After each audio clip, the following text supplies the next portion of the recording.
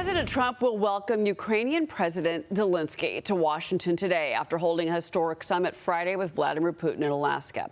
This is the first time Zelenskyy will be in Washington since February in that uncomfortable meeting that he had in the Oval. He's going to be joined by a host of EU leaders, all hoping to hammer out a peace deal with Russia. Secretary of State Marco Rubio joined Maria on Sunday Morning Futures, pushing back on a report that President Trump is backing Putin's plan to control Ukraine's Donbass region. Watch this.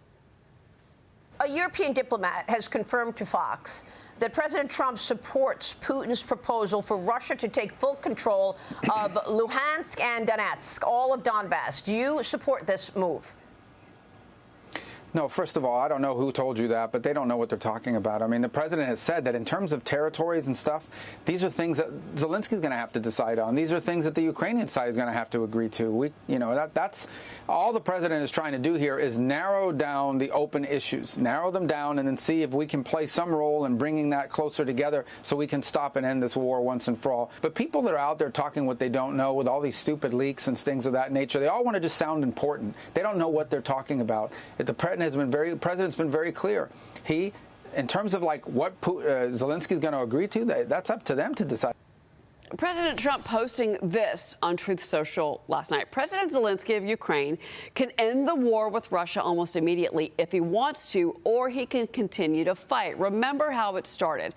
No getting back Obama given Crimea 12 years ago without a shot being fired, and no going into NATO by Ukraine. Some things never change.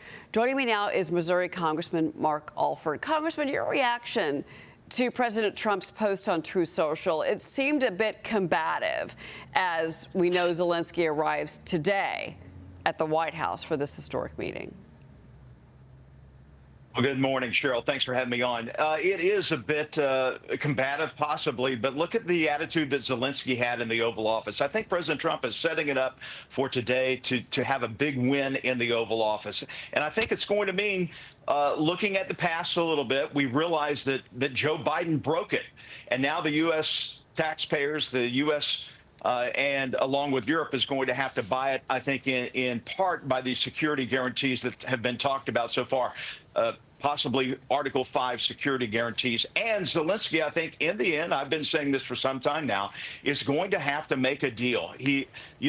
Obama pretty much gave up all of Crimea and with nothing, with no retaliation whatsoever on the part of Ukraine and any support from the U.S. And so now we're left in a position to where I believe Zelensky's going to have to make a deal at some point, and we're still going to have to keep Vladimir Putin at bay to make sure that he does not have any further aggressions into the Balkans. I know Poland is very concerned. Other NATO countries are as well, and they should be.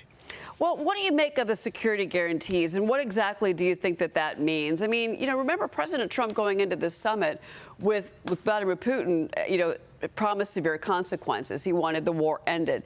But there is no ceasefire.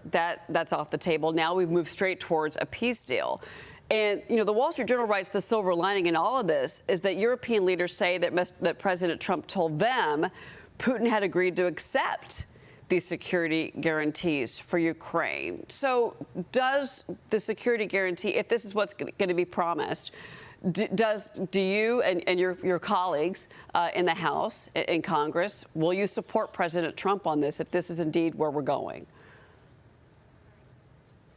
I think we will, and here's why. A couple of months ago, President Trump was floating the idea of maybe in exchange for some of these rights to minerals and other things inside Ukraine that American partners would be there mining some of these, and we would benefit from those, the U.S. would economically, that we would provide security guarantees, that we would be there protecting those assets. This is a different tact on that, in that while Ukraine is not going to join NATO formally, we can still provide the protections to some degree. Look at the deal that Trump made with NATO partners just last month, where we are not providing any more money, taxpayer money, to Ukraine through any armaments or any direct money to their government. And yet the European countries, part of NATO, are buying weapons from the United States of America and then getting them into Ukraine. The the pressure is on Putin to make a deal, and I think the pressure is going to be on Zelenskyy to not necessarily meet in the middle, but to come some way towards reaching peace there in Ukraine. Well, I want to move to the other issue of the day, and this is California Governor Gavin Newsom. He's got a new state redistricting map that he's unveiled in response to Texas. His proposed map could potentially reduce California's Republican U.S. House seats from 9 to 4. That means Democrats could be filling 48 out of the state's 52 districts.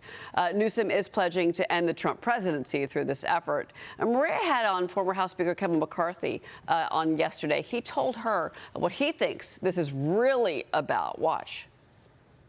Gavin is now trying to run for president. So what he's proposing to do is go against the Constitution of California, have the legislature vote to take these lines. They don't even draw these lines. They just introduced them this Friday when no one's paying attention.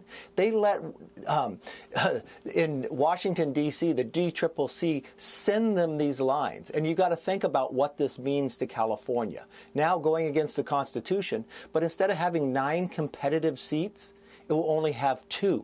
So it's not a 5-seat change. This is a 9-seat change.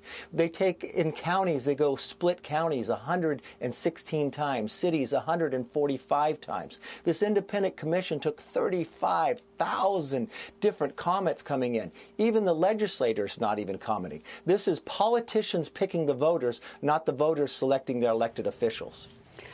Texas Democrats expected to return to the state capitol today. That's 2 weeks after they fled to avoid voting on that map, Congressman. Your reaction?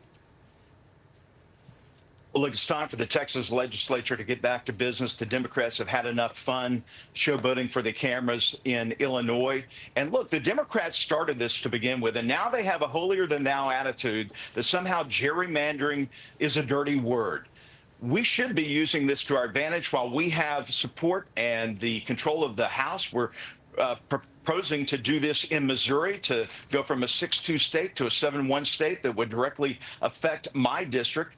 Look, I am not involved in this in any way, and I don't think any congressperson is going to be involved in this. This is up to the governors and the state legislatures. But I do know this: if we do not control the House, if we do not have majority and Hakeem Jeffries is Speaker of the House come January 3rd of 2027, everything will be about the impeachment of Donald J. Trump, and everything will come to a grinding halt. And the agenda comes to a halt. And I want to play into that as well with you, kind of stay on these lines, because the Republican Study Committee put together a Reconciliation 2.0 working group.